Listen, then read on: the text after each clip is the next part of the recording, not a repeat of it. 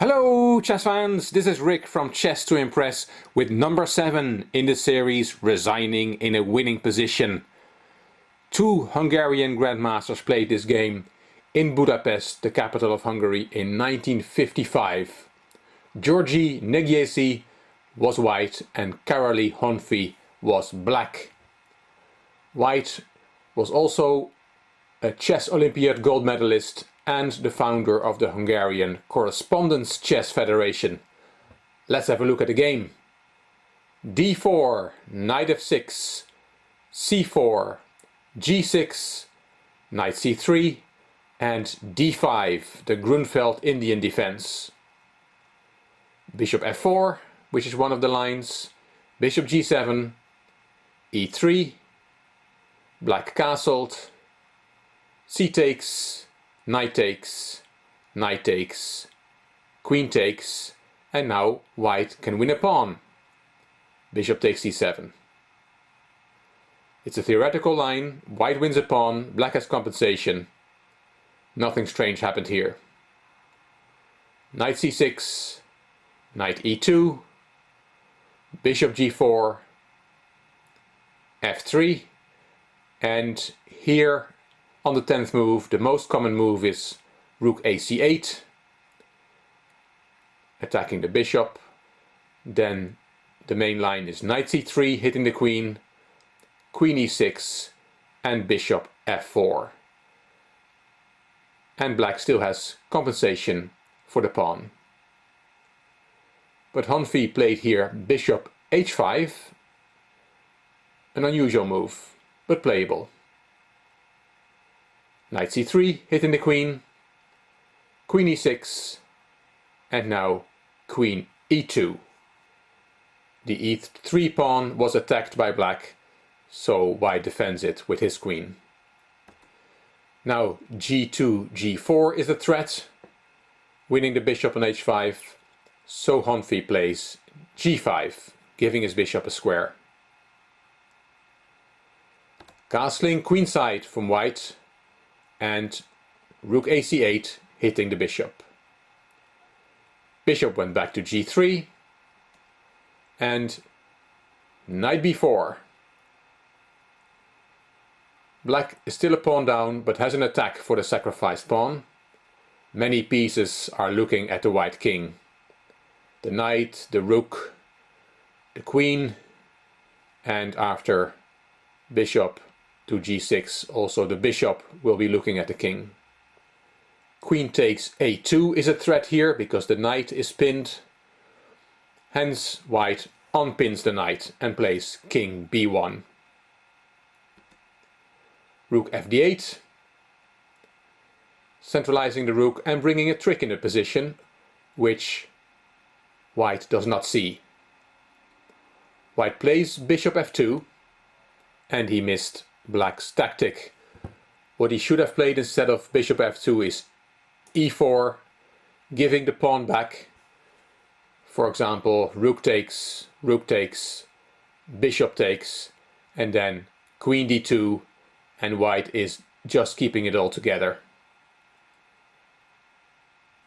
But he played bishop f2, and that allowed the shot bishop takes d4. Very nice move.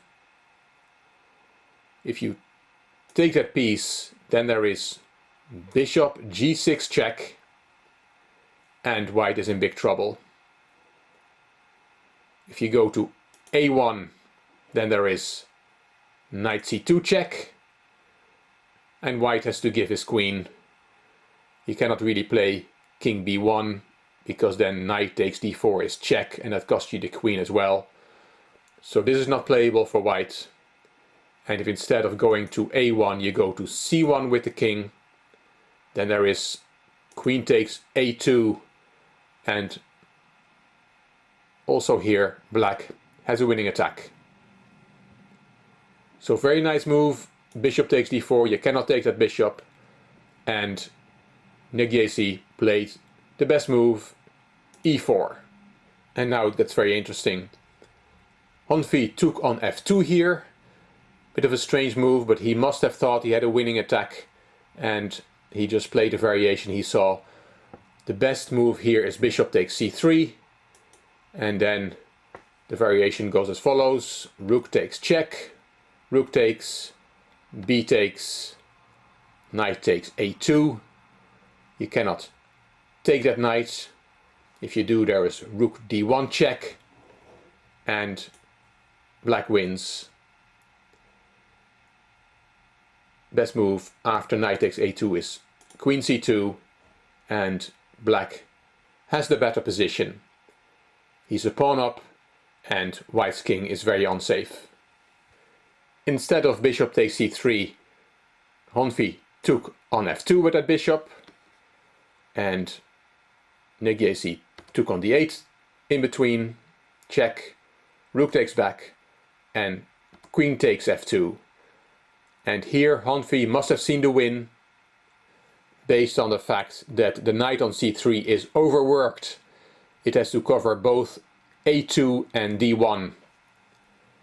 He must have seen that rook d1 check does not work.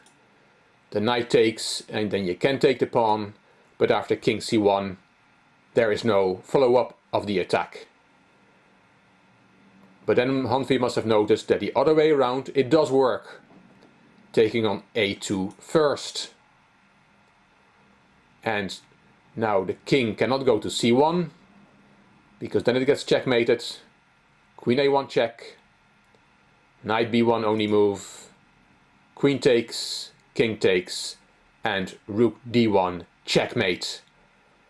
A nice picture, the knight on b4 taking a2 and c2 away from the king. So after queen takes a2, the king cannot go to c1, and after knight takes a2, there is rook d1 checkmate, because the knight on c3 has been deflected, and now the d1 square is unprotected. So after queen takes a2 check, Negyesy resigned. He saw the variation of king c1, and he saw that he cannot take the queen either, because then rook d1 is checkmate. And of course, what both players had overlooked, chess blindness we call this, is that after rook d1 check, it is not checkmate. Yes, the knight on c3 has been deflected, is no longer protecting the d1 square, but that knight has a new function. It can block the check on c1. And after knight c1, of course, white is easily winning with his extra queen. An incredible example of mutual chess blindness from two grandmasters. I think psychology must have played a role here. I guess white was somewhat flustered that he missed the bishop takes d4 tactic, and then felt he was in big trouble after that with all black's pieces attacking his king. And after the shot queen takes a2, he could not think clearly anymore, and missed the simple refutation of that combination. Quite an amazing game, another example of resigning in a winning position. Hope you enjoyed the video. If you did, please give it a thumbs up. Please subscribe to the Chess to Impress channel, and I'm looking forward to seeing your comments. You also may want to check out my Chess to Progress channel, where I have series on checkmate in the opening, on tactics, on endgames, on classics, and also a series on analyzing games from viewers. This is Rick from Chess to Impress. Thank you very much for watching.